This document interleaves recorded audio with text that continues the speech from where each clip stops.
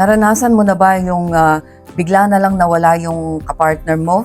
Nawala na walang paalam, walang message, walang tawag, walang closure. Basta na lang siya naglaho, basta na lang siya nawala. Ito yung tinatawag natin na ghosting. At sa totoo lang, sobrang sakit nito kasi para kang iniwan na nakabitin, parang iniwan ka sa ere. So ano na ngayon ang gagawin mo?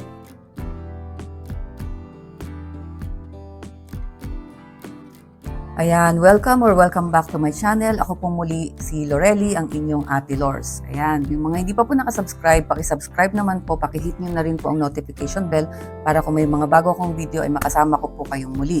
Ayan, maganda ang topic natin ngayon. Actually, may nag-comment nito, yung topic na to, yun nga, iniwan yata siya bago ikasal. So, ito, ginawa natin ng topic at yun ang i-discuss natin ngayon, di ba? Kung nag-ghost ka na ba o hindi pa, maganda rin na mapanood mo ang video na to para may idea ka na sa topic na to, di ba? Ito yung bigla na lang umaalis yung kapartner mo ng walang paalam. Yung iba nga, ayun nga, ikakasal na lang, nawawala pa, bigla na lang, wala lang, ghost talaga, di ba? So ano ba ang totoong dahilan kung bakit nangyayari ang ghosting at kung ano ang tamang aksyon o response mo para makabangon ka or maka-move on ka kung naranasan mo itong sitwasyon na to. Kung naranasan mo to, perfect sa'yo ang topic na to. At kung hindi naman, sabi ko nga kanina, maganda rin na alam mo ang gagawin mo if ever. Diba? Maganda rin tong topic na to. Very interesting din. So if ever may mga kaibigan kayo, mapapayuhan nyo sila. Ano ang pwede nilang gawin at maging aware kayo sa topic na to. Kaya simulan na natin. Okay, mamaya i-discuss natin ng malalim yung ewan ko pang anong number yon, yung ikakasal na lang tapos hindi pa sumipot. Pero okay, simulan na natin. Yung number 1 natin, intindihin natin ang totoo sa ghosting. Ano ba talaga ang ghosting? Una sa lahat, dapat mong tandaan, ang ghosting ay hindi yan tungkol sa'yo. Ito ay isang behavioral pattern nung taong nang ghost. Yung nang iwan sa'yo. Kasi ang ibig lang sabihin yan, yung tao na yan ay hindi marunong humarap sa hirap or sa awkward na sitwasyon. Yan yung mga tao na ayaw nang naghihirap, ayaw nang may stress, hindi nila kayang harapin yung sitwasyon kapag mahirap na. Ang gusto lang nila yung sarap. So karamihan na nang-ghost ay tumatakas sa mabigat na responsibilidad na sa tingin nila hindi nila kaya. So yan ang kadalasan na number 1 na rason bakit tumatakas yung or umaalis sa sitwasyon yung isang tao. Pero maraming dahilan, pero isa ito sa mga dahilan. Hindi ibig sabihin na hindi ka worth, 'di ba? Kundi kulang sila ng maturity. Hindi pa sila ganun ka-matured. Kaya ang nagiging takbuhan nila or nagiging solusyon nila mang-ghost. Yung magtago na lang or basta na lang mawala kasi hindi enough yung maturity nila para harapin yung sitwasyon at yung responsibilidad. Hindi lang maturity yung kulang sa kanila. Kulang din sila ng respeto sa'yo kasi kailangan nila magbigay ng respeto para magkaroon ng closure yung inyong relationship, di ba? Kasi kung buong-buo yung respeto niya sa'yo, hindi na lang yan basta-basta mawawala. Out of respect, kakausapin ka niyan, magbibigay ng closure yan. So, ibig sabihin, kulang ang respeto sa'yo ng tao na mang-iiwan sa'yo. Okay, doon na tayo sa number 2. Yung number 2, huwag mong sisihin yung sarili mo. Normal lang na mag-isip, bakit ka iniwan? Diba? Matatanong mo yung sarili mo, may mali ba sa akin? Ako ba ang may kasalanan? Diba? Matatanong mo yan sa sarili mo kapag iniwan ka. Pero ang totoo, kahit gaano ka perfect, kung ghoster talaga siya, gagawin at gagawin talaga niya yon. Kasi kung may pattern siya before, o yung ugali niyang tumatakas sa responsibilidad, o ayaw niya nang nahihirapan, ayaw niya nang nahihirapan sa sitwasyon, ayaw niya nang mabigat na responsibilidad, malamang malaki talaga ang possibility na i-ghost ka nung taong ganito. Kasi alam naman natin na hindi madali ang magkaroon or mag-maintain ng isang relasyon. So merong tao na hindi kayang mag-handle ng responsibility, nagugulat sila sa magiging responsibilidad nila. Kaya sila yung umaalis kasi hindi nila nila alam kung anong gagawin. So yun nga ang pinakatakbuhan nila is mang-ghost na lang, umalis na lang. Okay? So pero tandaan nyo na ang ghosting is a reflection of their character nung nang-ghost. Hindi yung worth mo o hindi yung questionable yung pagiging character mo. Iyon ay reflection ng character nung nang-ghost sa atin or sa'yo. Ayan, yung number 3 natin. Eto, huwag niyong habulin. Kung ginost kayo, biglang naglaho, biglang nawala, walang paalam, huwag niyong habulin. Isa kasi yan sa mga biggest mistake kapag nag-ghost yung paulit-ulit kang tatawag, paulit-ulit kang magte-text para maghanap ng sagot. Bakit ka iniwan? Bakit siya nawala? Bakit siya nang ghost, di ba? Kasi gusto mo ng sagot. Pero ang totoo, wala kang kailangang sagot. Kasi sa taong hindi marunong magbigay ng respeto, wala siyang balak magbigay ng kasagutan sa'yo. O wala siyang balak magbigay ng liwanag mula nung nagdesisyon siyang mawala. Diba? Kapag hinabol mo siya, mas lalo lang yan na liliit ang tingin niya sa'yo or lalo lang yan lalayo. Ang tamang response dyan is detachment. Yung detachment na yan, diba, umalis siya nag-detach siya, so hayaan mo lang siya. So, dyan ka lang sa position mo, nandyan ka lang, huwag kang humabol, di ba? Let him think of you or let her think of you. Kailangan isipin ka niya. Kasi kung sunod ka ng sunod, habol ka ng habol, paano yan mag-iisip? Di ba? Kaya nga yan lumayo para mag-isip So, yung paglayo niya na yan, talagang mag-iisip yan, kung sunod ka ng sunod, habol ka ng habol, lalo yan mawawala, lalo siyang madidistract. Samantalang kung pinabayaan mo siya, mag-iisip yan. Tandaan nyo yung palagi kong sinasabi. The more they think of you, the more they fall in love with you, di ba? Whoever, he or she. The more he thinks of you, the more he fall in love with you. Ayan, yung number 4 natin, alamin mo yung emotional pattern nung nang-ghost sa'yo. Pero di ba, kapag na-ghost ka kasi, natural yan na dumadaan ka sa cycle ng emotion. Nandyan yung confusion, siyempre kalituhan, nalilito ka. Di ba, pangalawa, yung hurt, nasaktan ka, nandun din yung disappointment. Tapos yung pangatlo, ayan na yung galit, yung anger na. Kasi pagka tumatagal na yan na yung cycle niyan. Una, nalito ka. Pangalawa, hurt, disappointment. Pangatlo, talagang anger, galit ka na talaga. Sa lahat ng ito, bumabalik yan kapag may nang ghost sa'yo. Tapos, bumabalik din yung magkakaroon ka ng insecurity sa sarili mo. Kasi mula dun sa mga, if ever, meron kang past abandonment na. Nangyari na yan before, lalo na magkakaroon ka ngayon ng insecurity kasi sasabihin mo sa sarili mo, eto na naman, iniwan na naman ako. Ano ba talagang mali sa akin? Andyan na, mai-insecure ka na sa sarili mo. Magkakaroon ka na ng self-doubt. Diba? Magkakaroon ka na ng doubt sa sarili mo. Ano, may mali talaga sa akin. Sa'yo mo itututok yung sarili mo kasi lalo na nga kung nangyari na before, diba? Tapos, sasabihin mo na hindi ka sapat, na may mali sa'yo, may kulang sa'yo. Pero ang pinakamaganda mong gawin dito, imbes na sisihin mo yung sarili mo or tutukan mo yung insecurities mo or yung doubt mo sa sarili mo, much better na balikan mo yung behavior niya nung nang-ghost. Meron ka bang naaalala before na ginawa niya na pwedeng sign o red flag na pala na may possibility na mang-ghost siya, kaso hindi mo pinansin? Nakita mo na red flag to, na possible na iwan ako nito dahil sa ginawa niyang to, kaso hindi mo pinansin kasi nagbulag-bulagan ka kasi mahal mo, 'di ba? Mali pero kinonsider mo na tama, na normal lang kasi nga gusto mo siya or bulag ka sa pag-ibig. Okay, magbigay tayo ng example na red flag na yan. Like for example, dating pa lang kayo, nagsisimula pa lang kayong mag-date. Nandiyan na yung hindi bigla siya nawawala ng ilang araw. Tapos, halimbawa, may problema ka, nawawala siya. Hindi niya kayang mag-handle ng responsibility, ng mabigat na sitwasyon. So, yung mga ganyan, pag nakita mo na yan, medyo red flag yan. Tutukan mo na yon kasi baka pagdating ng araw na may malaking responsibilidad ng haharapin, mawala na lang yan bigla. So, yung mga ganong red flag, huwag niyong hahayaan na makalagpas lang basta. I-analyze nyo. I-remind ko lang ulit kayo, yung ghosting says more about them, about dun sa nang iwan sa'yo. It's not about you. Ayan, yung number 5 natin, rebuild your confidence, diba? Buhayin mo yung confidence mo. Imbes na malugmok ka dyan dahil nga may nang iwan sa'yo, diba? Talaga naman kasi yung ghosting can crush your confidence. Talagang dudurugin ka niyan dahil sa sakit na nararamdaman mo. Pero dito mo ipasok yung self-love, diba? Maglaan ka ng panahon para bumawi sa sarili mo. Focus ka sa mga hobbies mo, sa bagong hobbies mo, sa career, yung mga taong tunay na may concern sa'yo, mahahalaga sa'yo, dyan ka, pumalibot ka dyan, libangin mo yung sarili mo. Kapag minahal mo kasi ang sarili mo, hindi ka basta-basta matitinag ng mga ganyang problema. Ayan. Yung number 6 natin, unawain nyo, bakit ba ang dali ng mang-ghost ngayon. Bakit sabihin natin, bakit naman nung araw, parang di ko naman naririnig yung ghosting na yan. Ngayon kasi dahil sa dumadami na ang ghosting, dahil napakadali na nga mang-ghost, dahil sa social media, di ba?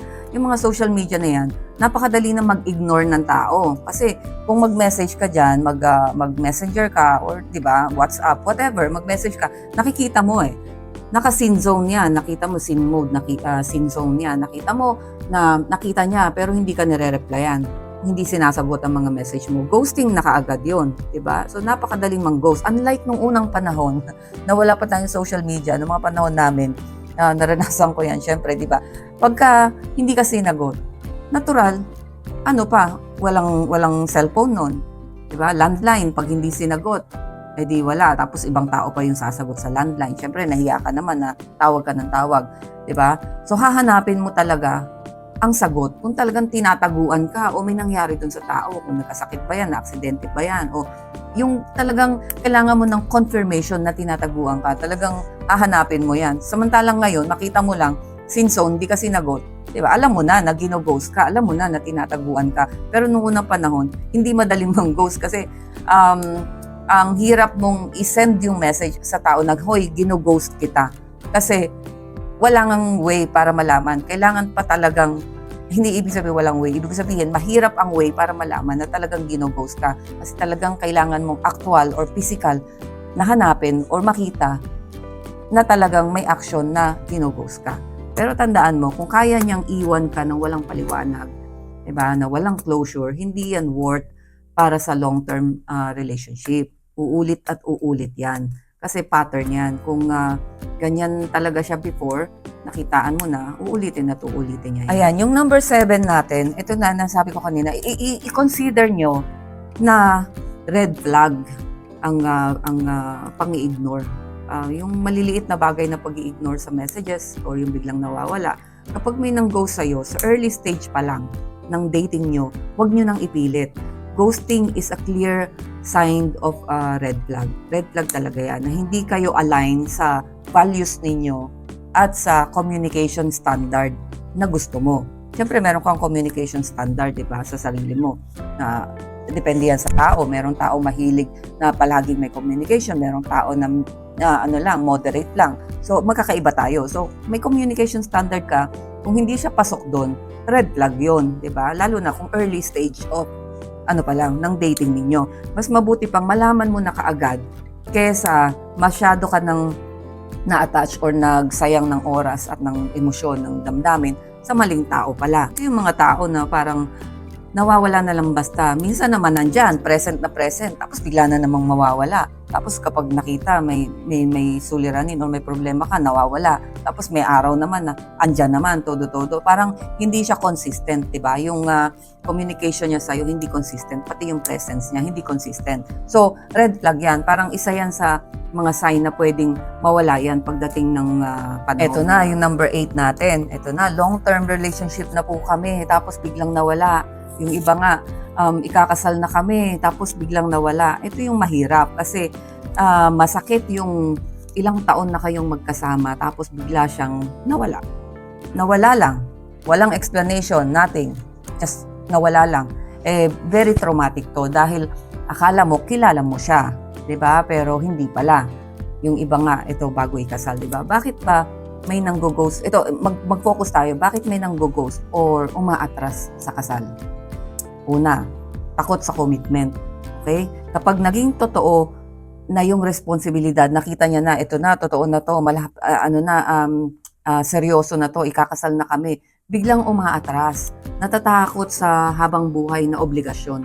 Yung natakot sa commitment. Actually, yung mga ganito, merong nangyayaring ganito, initial stage pa lang ng dating natatakot na sa commitment. Kasi meron namang mga tao na umpisa pa lang ng dating, dumadaing na kaagad. Pinapakita na kaagad yung, di ba, inilatag na lahat ng magiging problema o responsibilidad niya kapag naging tayong dalawa. Kaya sa initial dating, importante yan. Huwag niyo munang,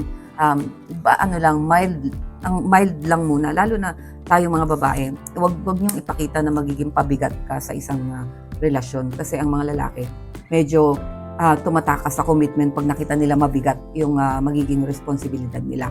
Okay, yung number 2, bakit umatras sa kasal? Hindi talaga sigurado yung damdamin niya. Mahal ka pero parang hindi sapat na para piliin ka na makasama ka habang buhay.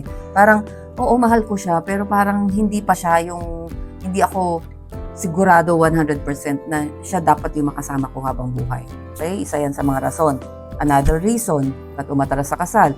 Emotional immaturity. Diba? Imbes na magsabi ng totoo, mas pinili na lang na tumahimik or tumakas. Nga, immature kasi, hindi niya kayang harapin, hindi niya kayang sabihin sa'yo ng harapan. So, takas na lang. Diba? Yung isa pa, may tinatago. Merong iba, merong duda, merong problema. Ito yung minsan, may third party talaga. Minsan, may unresolved issues na hindi niya kayang harapin. Meron siyang issue sa sarili niya, sa personal niyang buhay, hindi niya kayang harapin na magko-connect yan na sa kasal. So alam mo yung pagka ikinasal ako, paano na to? So yun, hindi niya kayang harapin yan, tumatakas na lang. Tapos yung isa pang rason, yung guilt or yung hiya. Nahihiya siya, di ba? Hindi niya kayang tumuloy, pero hindi niya masabi. Kaya wala siyang lakas ng loob na sabihin na ayokong ituloy ang kasal. Kaya hindi niya kayang magpaliwanag. So nawawala na lang. Tumatakas na lang. Pero tandaan, no, ito yung mga, yun nga, yung mga ikakasal na lang na nawala pa. Tandaan na hindi ibig sabihin na hindi kanya minahal. Pero iba lang siguro yung definition niya ng love. Kung ikaw, ang definition mo ng love selfless at consistent, sa kanya baka conditional. Baka conditional lang. Doon mo makikita yung tunay na character niya or yung tunay na level ng pagmamahal niya, hanggang saan lang talaga yung pagmamahal niya sa'yo. Pero in positive side, okay na rin yung gano'n na nangyari bago kayo ikasal. Kesa naman na ikasal na kayo tapos in the long run, mawawala din pala siya. Lalo na sa atin, wala namang divorce sa Pilipinas. So, mahirap. Okay, doon na tayo sa number 9 natin. Grieve the idea, not the person. Halimbawa, may nang-ghost sa'yo. Kapag nag-ghost ka, ang totoo, hindi lang yung tao ang nawawala sa'yo, kundi yung idea ng relasyon na inakala mong meron kayo. We grieve the moments. Alam mo yun, pagluksaan natin yung moments, yung mga napagsamahan ninyo ng magaganda, tsaka yung plano nyo. Siyempre, nagplano na kayo sa buhay. Yung image of relationship na meron ka, na-imagine mo na di ba? Na-imagine mo na, nangarap ka na ito yung relasyon na meron ako in the future. Ito yung plano namin, magkakaroon kami ng mga anak, magkakaroon kami ng bahay, magkakaroon kami ng magandang buhay, magandang relasyon. Yun yung ipagluksa mo kasi yun yung nawala. Diba? Wag yung taong nang iwan sa'yo.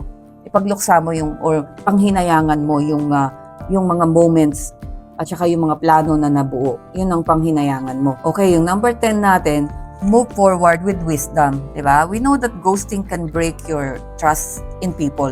Sigurado, dahil sa sobrang sakit na naranasan mo, mawawala or mababawasan yung pagtitiwala mo sa tao or lalo na sa pagkakaroon ng another pag-ibig, di ba? Pero wag mong hayaan na sirain ito yung tiwala mo sa pag-ibig kasi hindi lahat ng tao ay ghoster.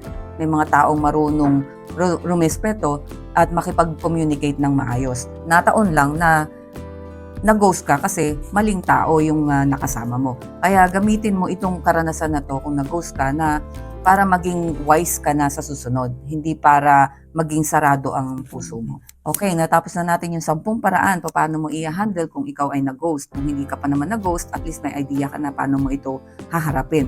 Simpleng-simpleng katotohanan lang naman sa sitwasyon na to.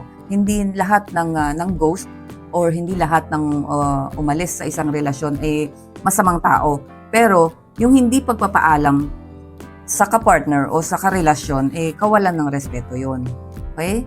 Kaya kung nag-ghost ka, tandaan na hindi mo kasalanan, hindi ito sukatan ng halaga mo, at hindi ito ay sukatan ng maturity ng taong nang iwan.